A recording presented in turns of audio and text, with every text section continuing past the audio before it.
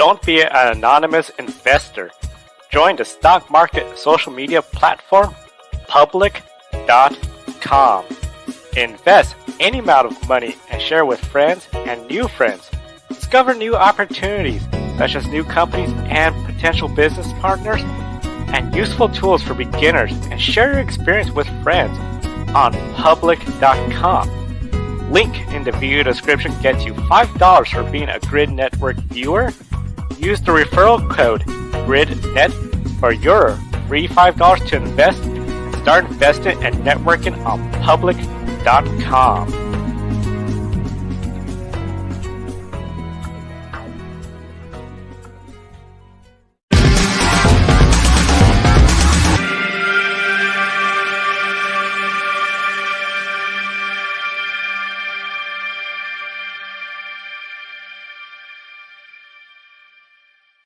Hello, everyone, and welcome to Grid Tonight, your weekly motorsports news program. I'm Adam Limerace, and with me, as always, is Kobe Lambeth from the Podium Finish, and a very special shout out to our awesome Patreon supporters, Colin, Mark, Deshelle, and Robin.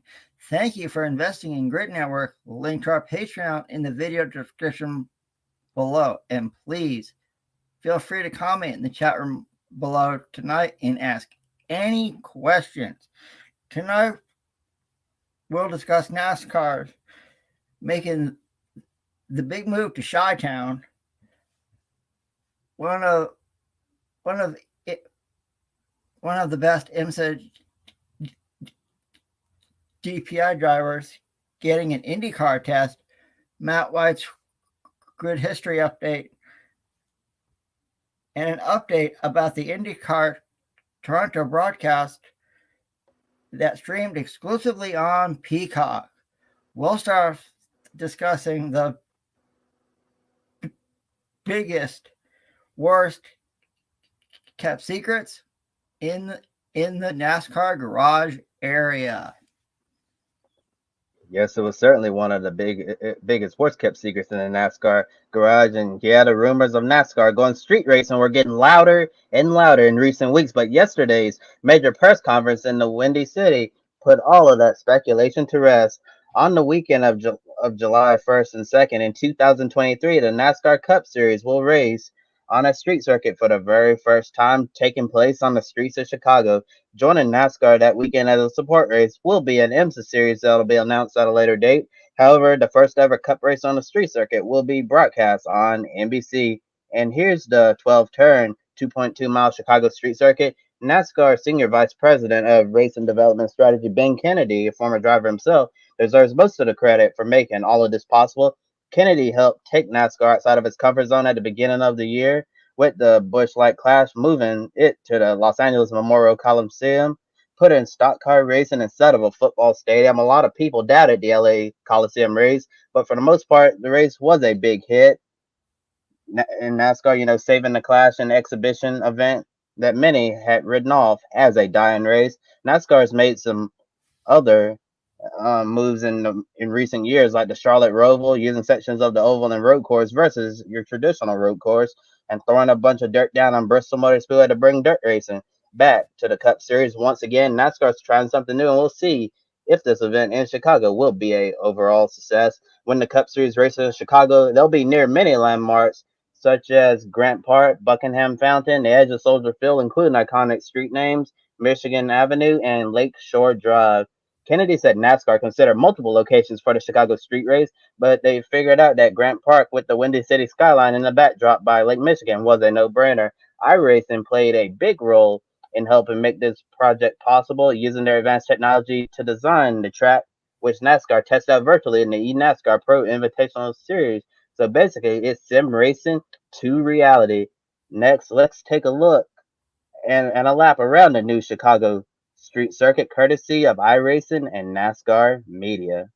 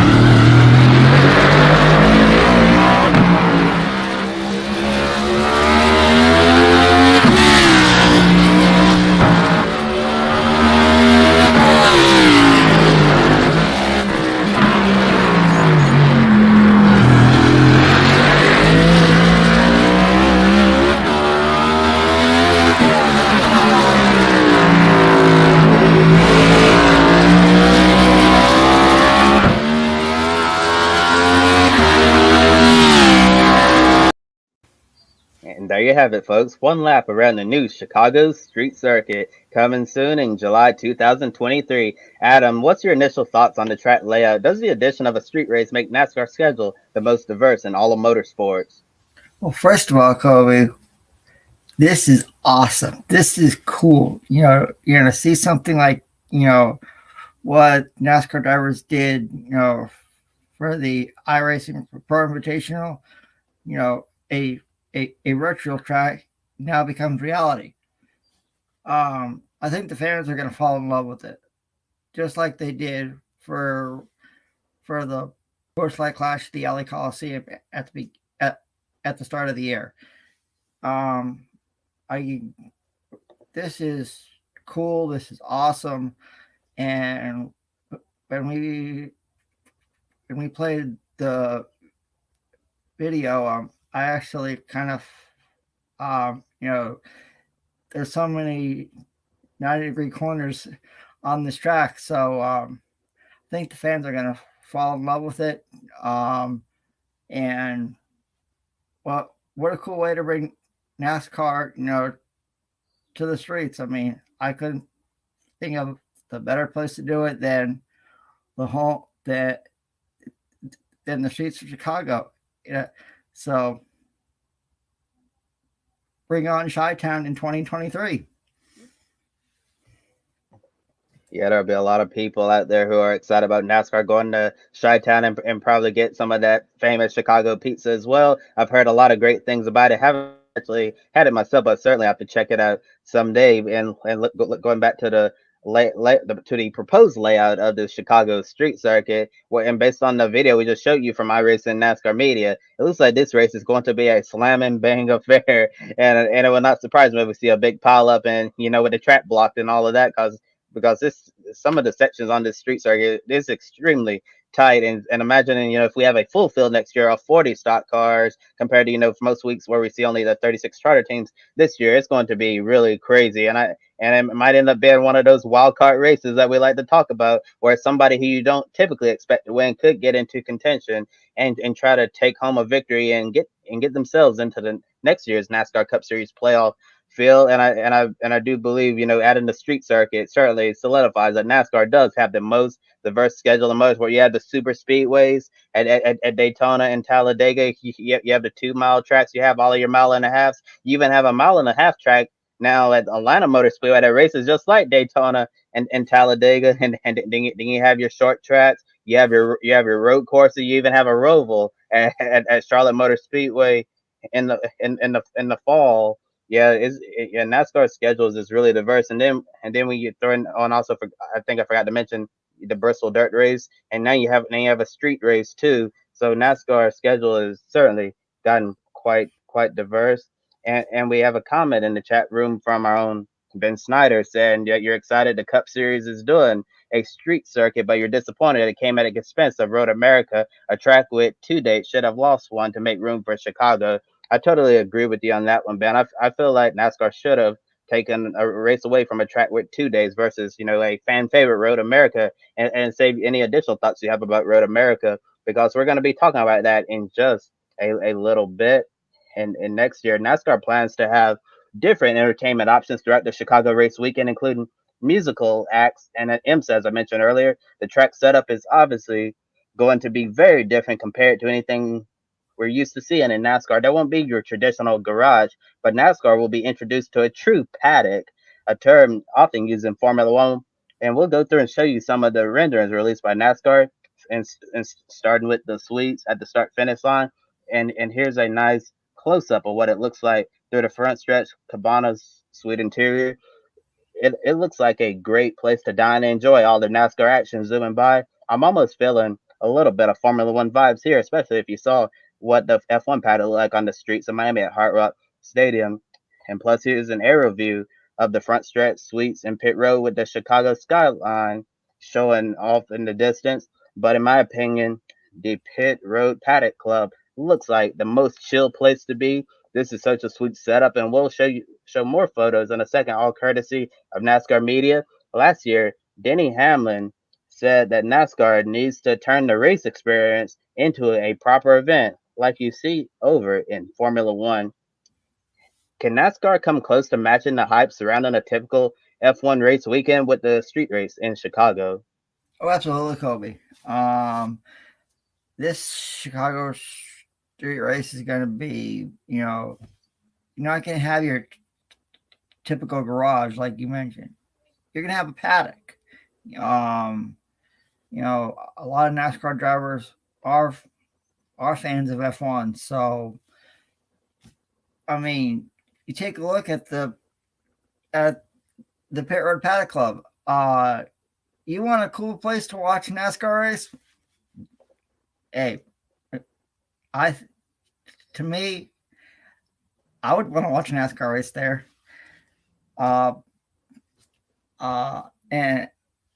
And it's like the aerial view of the front stretch in the Chicago skyline. Wow, that is awesome. That is cool. That is incredible. And I mean, this has F1 vibes to me also.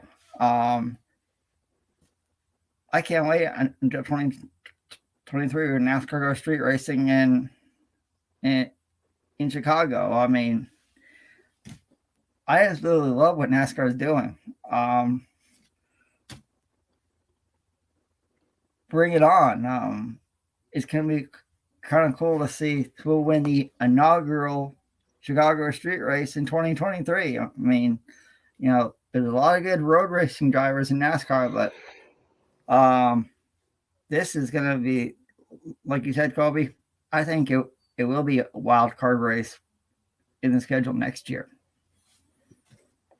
Yeah, definitely a wild card race. And looking ahead to 2023, I even saw a poll at NASCAR.com already asking fans, who do you think's going to win the first Chicago street race? I think it's way too soon to be predicting who's going to win that race. But once we get there, I think it's going to be quite a spectacle. And Denny Hamlin, we've already used the point he brought up multiple times on our show since he made it last year about NASCAR needing to turn these race weekends into events to improve the race experience. And we've often compared that to Formula One, and I think it's really good that NASCAR is looking into bringing a lot of different musical acts and other entertainment options throughout the weekend, so you can have a party at a NASCAR race, because that's really what it's like at the Formula One events, especially in cities like Miami and the F1 race that's going to be happening in Las Vegas next year as well. And Las Vegas is a party city. That's going to be a major party out in Vegas once that race comes around. But I'm not really sure if NASCAR can match the hype of a Formula One race weekend. But I certainly think they can do a lot of great things to try to bring more fans to the events. And if they really enjoy their experience on the streets of Chicago, then we can potentially convince them to go to other your traditional NASCAR tracks, kind of like a Gateway or Road America if it comes back in the future. In this way, you're bringing the race to the people, to the streets of Chicago, and sometimes in order to tap into a brand new audience, you need.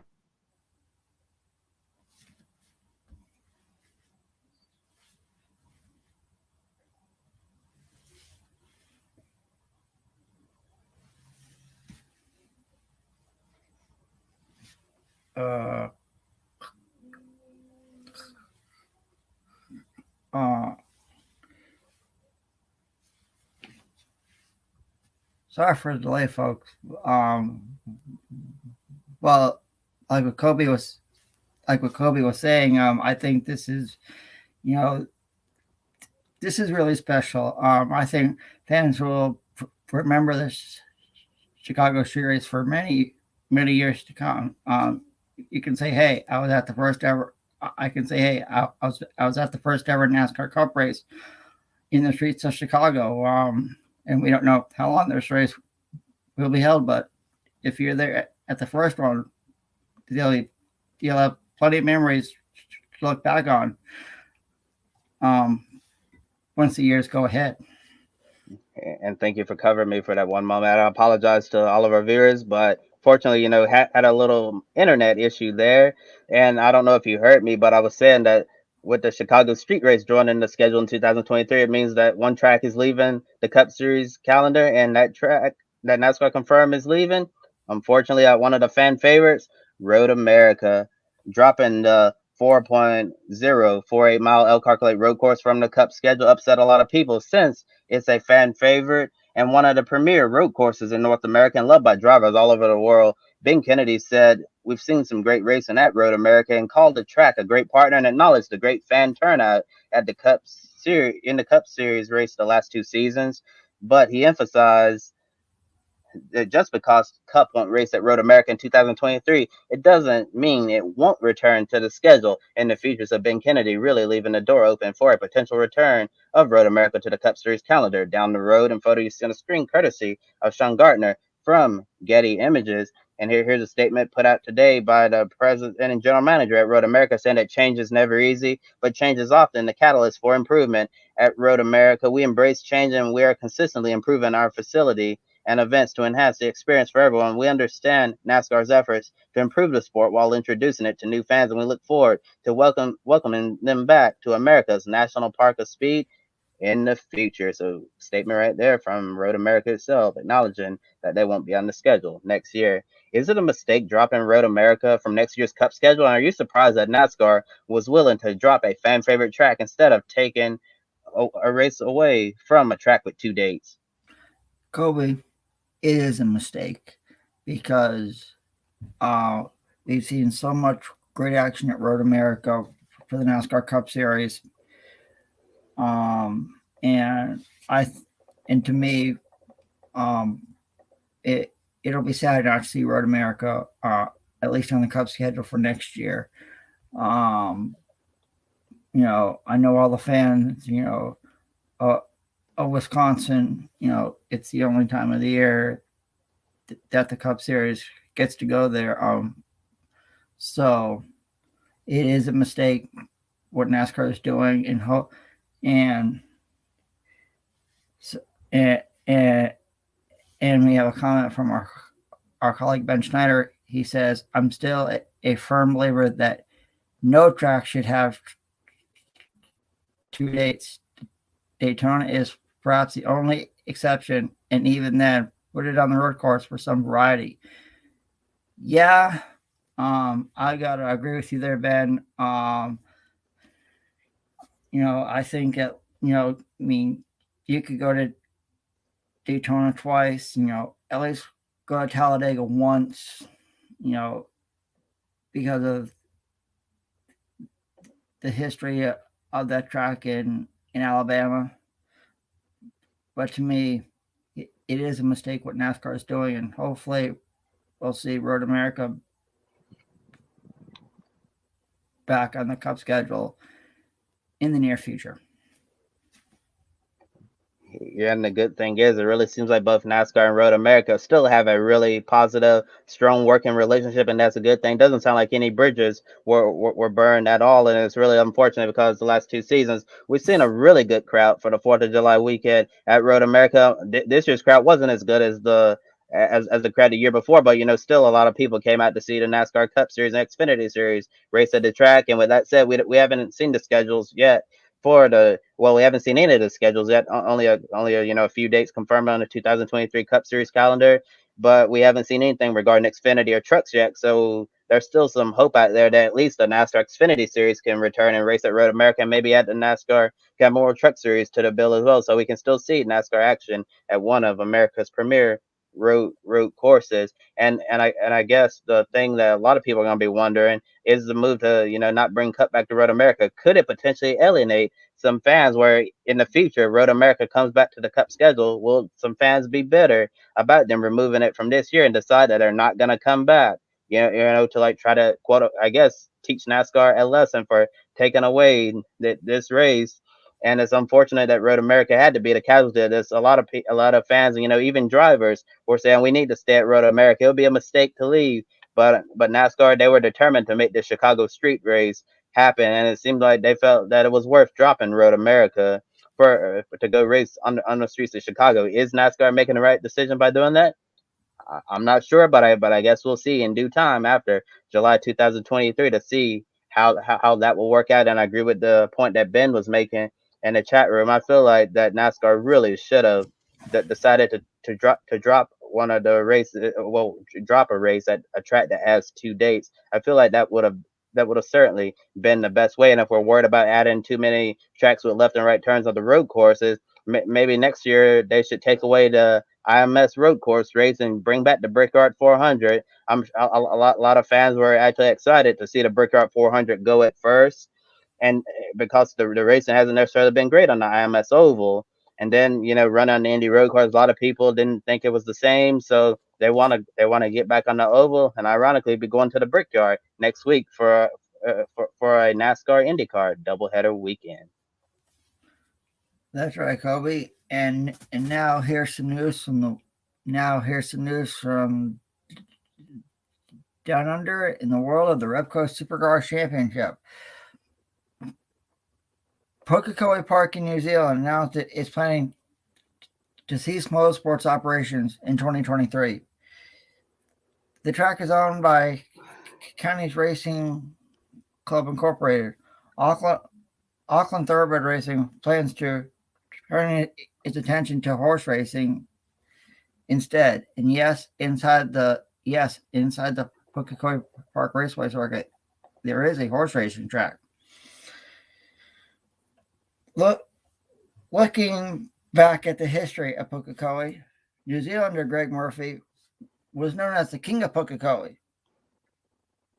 because he has many wins there, 9 wins to be exact.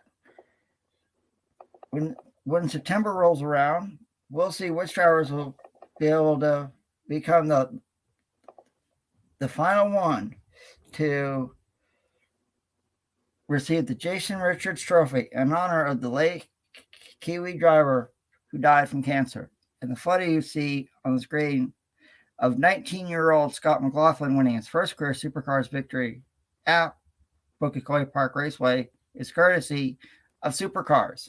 And next, here's Kobe with some news about an IMSA DPi driver getting a test in an IndyCar. Yes, and a story first reported by March Report from Racer.com. Meyer Shank Racing IMSA Acura DPi driver Tom Blomqvist will get to test one of the MSR Honda-powered Indy cars after the IMSA season. Blomqvist was able to earn this opportunity because he smashed and exceeded expectations in his IMSA program. Currently leading the DPi championship with co-driver Oliver Jarvis, the number 60 Acura DPi is riding a strong streak of consistency, but they've been the bridesmaids still for the last several IMSA events. After winning the season open in Rolex 24 at Daytona, Meyer Shank has 5 consecutive podium finishes in the last 5 races, but still haven't been able to win. They've been so close, like sitting right on the doorstep. So when IMSA heads to Road America in just a couple of weeks' time, I'm sure Meyer Shank will look to put that number 60 Acura DPi on the top step of the podium, because I'm sure they're getting tired of finishing second. And Blomqvist's performance and overall speed in IMSA has been super impressive. In 2014, Blomqvist finished second in the FIA Formula 3 European Championship, right behind now Alpine F1 driver Esteban Ocon, who won the championship that year, and ahead of the reigning Formula 1 world champion from Red Bull, Max Verstappen, who finished third in the F3 European Championship that year.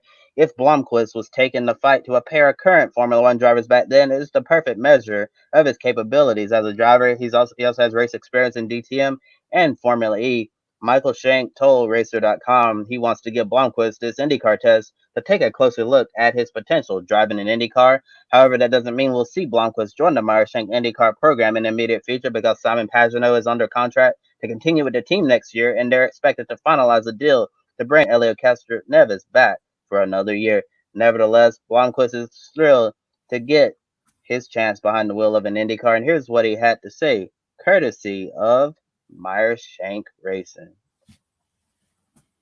Really, really exciting news for me. Getting my first shot in an IndyCar later in the year. Super grateful to Mike and the full team at MSR for giving me this opportunity. Something I'm definitely really looking forward to. I've heard good things. I think I need to hit the gym. But yeah, it's exciting times, and I can't wait to take the IndyCar for a skid. Obviously now focus is still on IMSA. 2 more rounds to go. We're leading, so I need to wrap that up first. But yeah, exciting times, and can't wait to take this bad boy for a skid. And if Elio Castroneves steps away from full-time IndyCar competition in the next few years, could Tom Blomqvist potentially put himself in a position to get his seat later on? Absolutely, Kobe.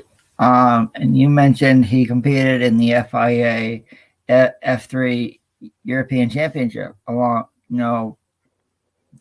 That's one of the top European open wheel series out there.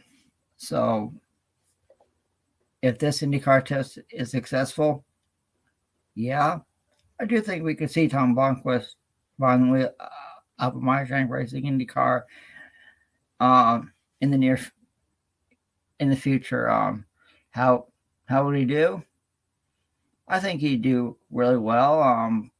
But he is committed to IMSA right now. So if this test is successful, who knows? Maybe 5-10 years, we could see Tom Blomqvist behind the wheel of a Meyer Shank Racing IndyCar instead of an IMSA DPi car. Yes, and if you saw in the video, Blomqvist said there's that right thing. They got to wrap up the IMSA stuff first before I focus on IndyCar. And it's really nice to see Meyer Shank Racing awarding Tom Blomqvist for what he's done in the DPi car, because he's been absolutely exceptional this season in that car.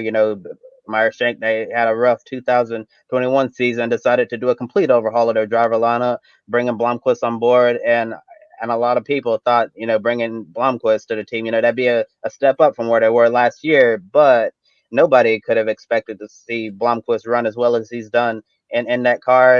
And Michael Shank even said, Blomqvist, comes from open wheel racing. Heck, when you're battling two current Formula One drivers back then, Ocon and Verstappen, and you're taking a fight to them week after week, it certainly shows that Blomqvist, can certainly handle an IndyCar, and I'm sure he's super, as you saw in the video, he's super excited about this opportunity, because a lot of drivers dream of being able to test an IndyCar, but never be able to get an opportunity to do that. I'm sure Blomqvist is going to remain focused on his IMSA program for the rest of the year and prepare training for that IndyCar test, and he's going to go all out and try to show the team that once you have an opening in the future, I want you to consider me for that seat. Yeah, so lots of great things happening for Tom Blomqvist. And next, a story related to NASCAR. Short track standout Lane Riggs will make his NASCAR Camping World Truck Series debut next week at Lucas Oil Indianapolis Raceway Park.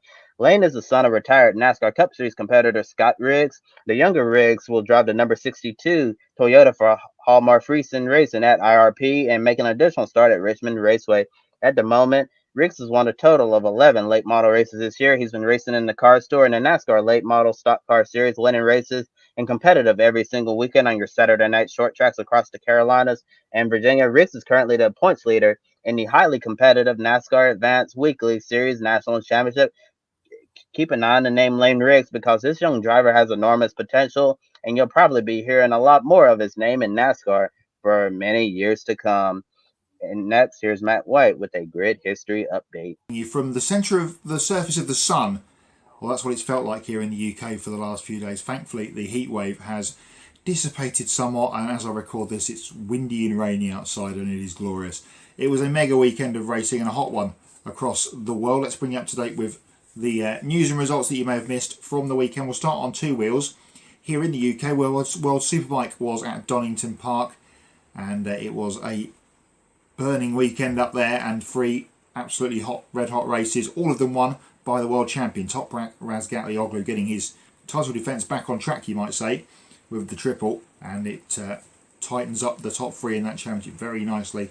They head to the Czech Republic in a couple of weeks, and that is going to be must-see television. Back on the other side of the pond in America, in Brooklyn, in New York, we had Formula E, the deluge on the Saturday's race, won by Nick Cassidy after that red flag stoppage, and a terrific race on Sunday.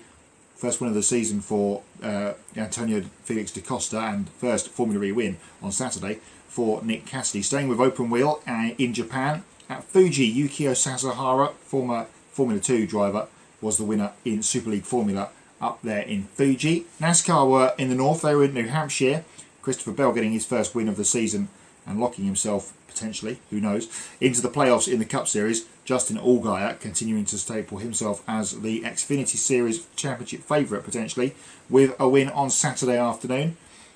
Even further north than that, in Toronto, IndyCar were back in Canada, and Scott Dixon ties Mario Andretti with 52 IndyCar Series wins with his win on Sunday. There were a couple of doubles in the support races. In the Porsches, the Porsche Carrera Cup North America, Trenton Estep won both, and in Indy Pro 2000, Louis Foster did the same, sweeping the weekend. In USF 2000, Miles Rowe and Jace Denmark got the victories in that category. Don't forget to check out grid_history on Twitter, where every day we post a motorsport memory on this day in motorsport history. Today, we went back to 1997, Mick Doohan winning at the Nürburgring, the last German Grand Prix to be held for MotoGP before it moved to the Sachsenring for 1998. Let's bring you up to speed with the Grid Endurance Performance Index, or EPI. We had 3 races counting towards this over the weekend. 2 of them at Suzuka for the second round of the season for GT World Challenge Asia. Kai Cozzolino and Takeshi Kimura won Saturday's wet to dry race, and Yasuki Yamashita and Yorikatsu Shijika winning on Sunday. On Saturday afternoon at Lime Rock Park, we had IMSA with their GT race, GTD race only. In GTD, Brian Sellers and Madison Snow were the winners, and in GTD Pro, the overall winners of the race, Matt Campbell and Matt Jaminet, the Frenchman, which puts Matthew Jaminet up into the top 10 in this week's Grid EPI standings. Here is the updated top 10. Raffaele Marciello continues to lead the way. It's been pretty quiet, actually, in the top 10 for the last couple of weeks, but Jaminet has jumped ahead of Earl Bamber into 10th position this week. The only other scorer in the top 10 was Ben Barnicoat. He just nibbles away at Felipe Albuquerque in 7th position, so that's tightened up nicely between them. But Marcello's still the leader, and Van Fort, Gounon, Viet and Jarvis, the top 5, remaining unchanged this week. We've got another busy weekend coming your way this weekend. We'll bring you all of the results roundup on next week's Grid Tonight, and another look at the EPI. Potential changes coming this weekend, so we'll bring you up to speed on all of that next week's show. Thanks, Matt. And we're at the midpoint of the week now, and we still don't have any indication of the viewership numbers from the IndyCar race at Toronto that stream exclusively on Peacock.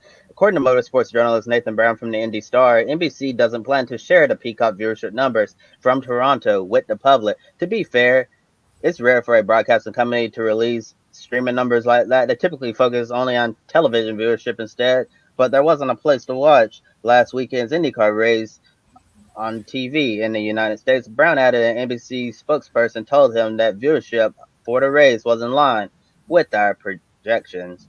Although history suggests NBC Sports is falling president by not releasing the streaming numbers, do you feel this situation should be different considering the race was streamed exclusively on Peacock? Do the people have the right to know how the Toronto broadcast performed? Yes, they do, Kobe. I do believe the NBC should release the ratings for the IndyCar race on Peacock. There were other events happening. The reason why that the race was exclusively streaming on Peacock is because NBC had other events, that they're broadcasting that day. So I think the viewers should know how the ratings were on Peacock. We saw a very good race won by Scott Dixon. So to me, I'd like to see how the ratings did, for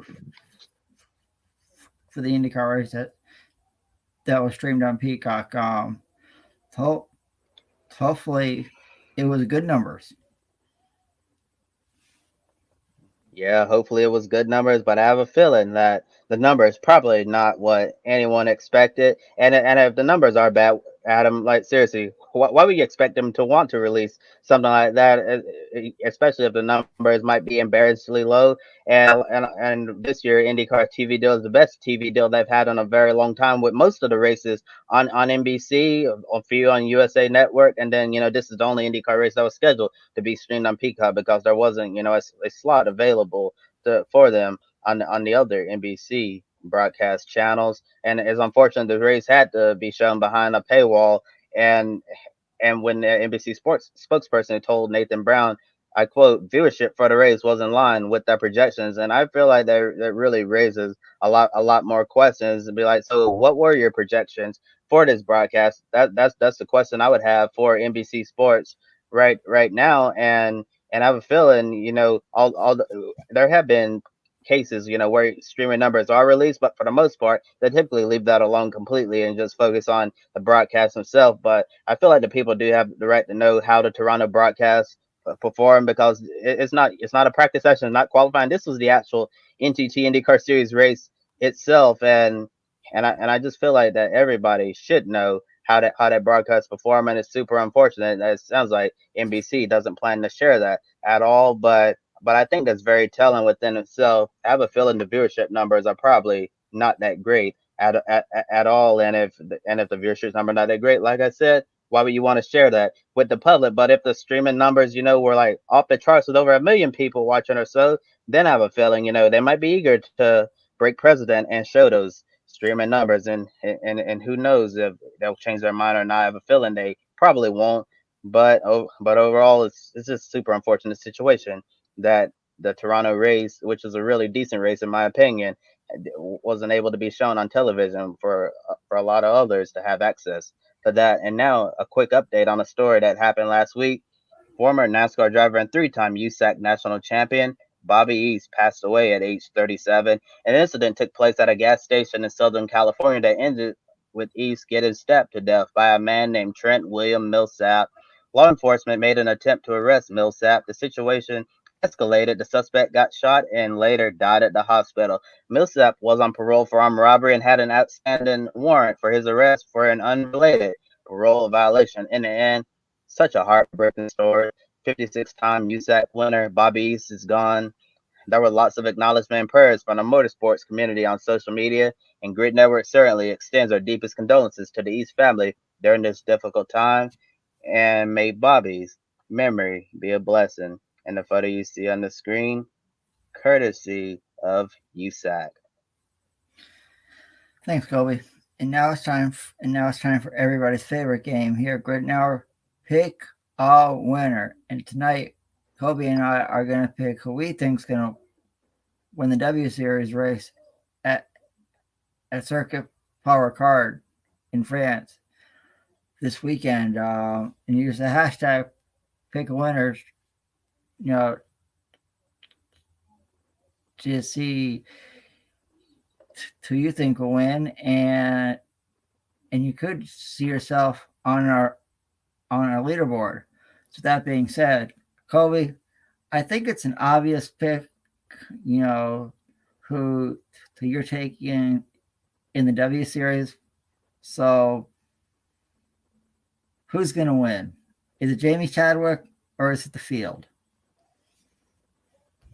Well, Adam, I certainly don't feel confident enough to take the field, and it's your obvious pick, kind of like Shane Van Gisbergen, kind of like Sebastian Ogier whenever he's in the World Rally Championship field, or Collie Roven-Parrott nowadays, who's really dominating out there.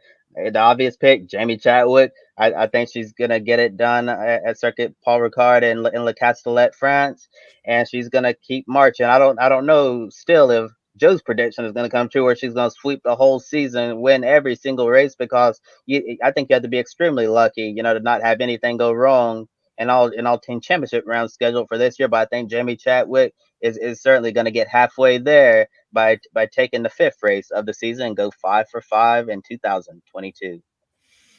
If you want an easy pick a winner point this weekend, head to the W Series, because I think a lot of us are gonna pick Jamie Chadwick to win. So, of course, I'm gonna make it unanimous.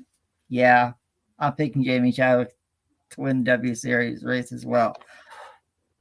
It's a Jamie Chadwick world in the W Series, and we're just living in it. So I think she continues the momentum she's had all season long and last year, and win at Circuit Paul Ricard in France. And so now here's Kobe to wrap up this edition of Grid Tonight for a wonderful Wednesday. I think you mean a wonderful hot Wednesday, Adam. I know, Yep. over 100 million Americans right now are under no heat advisories, warnings, whatever. All of that is very hot. I know Europe is having a heat wave as well. A lot of us are going to be hot for the foreseeable future with no end in sight. But that's it for tonight's episode of Grid Tonight. Please like and subscribe to Grid Network here on YouTube. You can follow us on Twitter, Facebook, Instagram, and TikTok. We encourage you to take 5 minutes after our show and consider joining our Patreon, invest in Grid Network to keep us on the air well into the future. Do you want to buy me a coffee? Click the link in the video description below and you can buy a drink for your favorite on-air talent here at Grid Network. I want to give a big thank you to Edward Hunter from formerly Zone, Amber, and Zachary for buying us a coffee. We really, really appreciate that. And any amount will help us continue growing our motorsports media outlet. Visit Public.com, also known as the stock market social media home. The link below and referral code GRIDnet gives you $5 to invest immediately. Public.com allows you to connect with your friends. You can make new friends and use tools to learn how to properly invest in the stock market. And looking at our upcoming schedule, Thursday, check out brand new episode of Women in Motorsports. There's going to be a preview for the W Series race this weekend in France. It's in Saturday, back on the air, Grid Live pre-race at noon Eastern, and Sunday, Grid Live wrap-up 90 minutes after the NASCAR Cup Series race at Pocono Raceway. NASCAR going to the Tricky Triangle. For Adam Lemmeries, I'm Kobe Lambert from the Podium Finish. Thanks for watching, and we'll see you next time. Don't be an anonymous investor. Join the stock market social media platform, Public.com. Invest any amount of money and share with friends and new friends. Discover new opportunities, such as new companies and potential business partners, and useful tools for beginners, and share your experience with friends on Public.com. Link in the video description gets you $5 for being a Grid Network viewer. Use the referral code GRIDnet for your free $5 to invest and start investing and networking on Public.com.